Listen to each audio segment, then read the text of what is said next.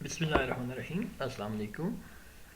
ایٹا کی اپ کمنگ جو teaching jobs ہے اس کی پریپریشن کی سیریز چل رہی ہے، اور اس میں ہم کلاس 4 سے لے کے کلاس 10 تک کے تمام جو سبجیکٹس ہیں ان کو کور کریں گے۔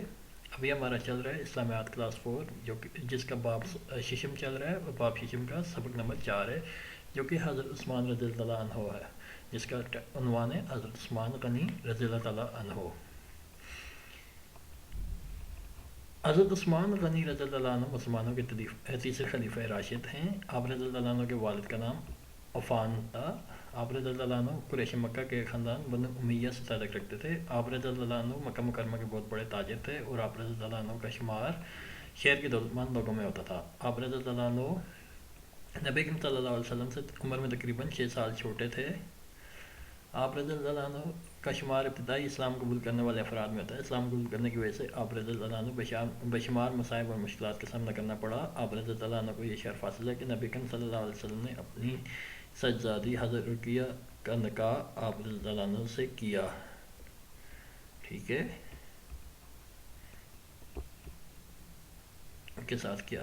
جب حضرت رقیہ رضی اللہ عنہ کا مدینہ منورہ میں انتقال ہو گیا تو آپ صلی اللہ علیہ وسلم نے دوسری بیٹی کلثوم رضی اللہ عنہ بھی آپ رضی اللہ عنہ کے نکاح میں دیں۔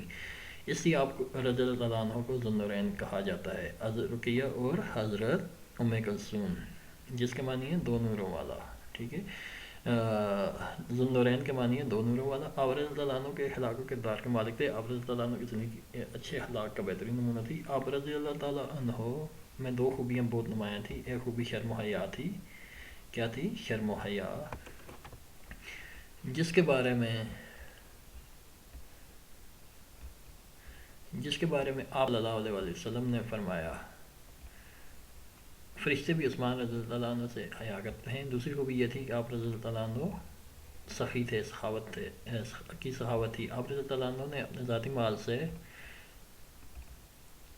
اللہ تعالیٰ کی راہ میں کثرت سے خرچ کرتے ہیں۔ فضائل عثمان رضی اللہ عنہ، غزوہ تبوک کے موقع پر نبی کریم صلی اللہ علیہ وسلم نے فرمایا عثمان آج کے بعد کوئی نیکی نہ بھی کرے تو اسے کوئی نقصان نہیں۔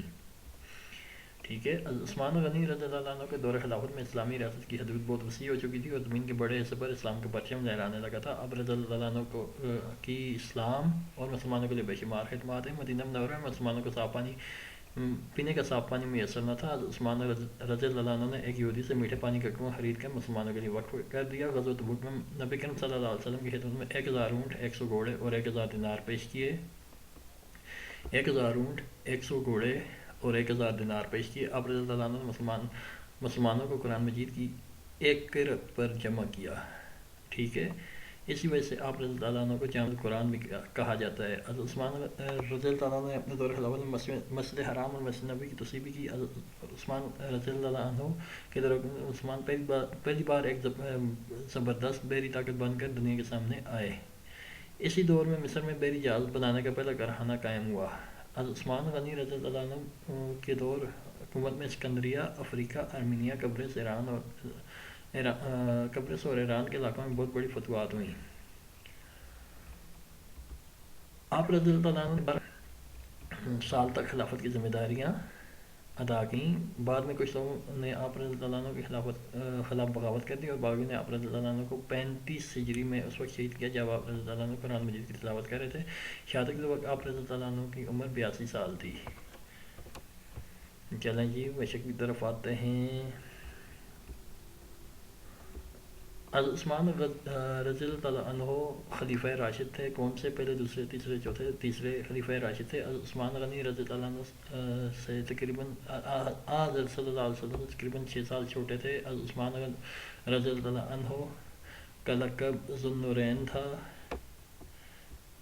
بحر روما کا مالک عیسائی تھا، ایک یہودی تھا۔ بحر روما کا کنواں تھا نا، بحر روما، اس کا کنویں کا نام بحر روما تھا، اور اس کا مالک ایک یہودی تھا۔ میٹھے پانی کا جو کنواں مدینہ منورہ میں تھا، اس کا مالک کون تھا؟ ایک یہودی تھا۔ یہودی سے بحر روما، کنواں کا نام کیا تھا؟ بحر روما۔ ٹھیک ہے، شہادت کے وقت حضرت عثمان غنی رضی اللہ عنہ کی عمر کتنی سال تھی؟ 82 سال تھی۔ چلتے ہیں اگلے صفحے پر، اپنی حالیہ کو پڑھ کرتے ہیں۔ جی، قریش کے خاندان۔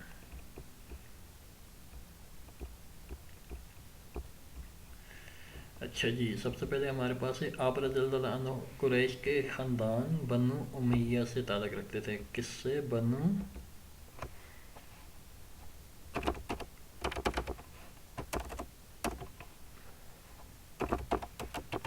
امیہ. بنو امیہ. آپ رضی اللہ عنہ کا شمار شہر کے کون سے لوگ تھے جی؟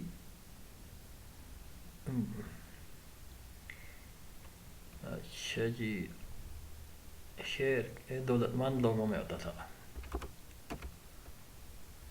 شہر کے دولت مند لوگوں میں ہوتا تھا. آپ رضی اللہ عنہ کی نمایاں خوبیاں سخاوت اور شرم و حیا.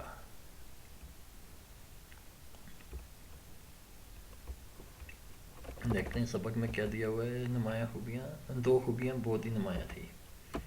دو لکھیں گے یہاں پہ، ایک شرم و حیا تھی اور دوسری کیا تھی؟ سخاوت.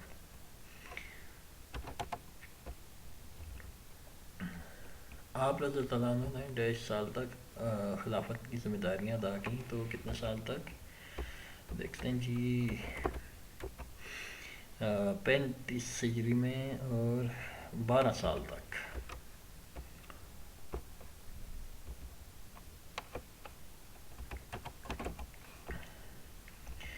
آئی ہوپ میری ویڈیو آپ کو پسند آئی ہوگی. اگر ویڈیو پسند آئے تو چینل کو سبسکرائب کریں، ویڈیو کو لائک کریں اور اپنے دوستوں کے ساتھ شیئر کریں.